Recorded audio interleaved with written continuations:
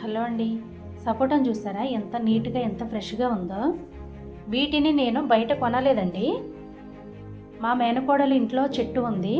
తను తీసుకొచ్చింది. వీటి చెట్టుని కూడా మీకు చూపిస్తాను చూడండి ఇప్పుడు. చూసారా? దాని మొదలే ఎంత లావుగా ఉందో. ఈ చెట్టు వేసి కనీసం 20 ఇయర్స్ అన్నా అవుతుందట. ఈ చెట్టుని వాళ్ళు చాలా న్యాచురల్గా పెంచారండి. ఎలాంటి మందులు వాడుకోకుండా న్యాచురల్గా పెంచారు. అందుకే అనుకుంటా వీటికి అంత టేస్ట్ రావటం. కాయ కూడా చాలా స్వీట్గా ఉంది. ఒక కాయ తీసి చూపిస్తున్నా చూడండి.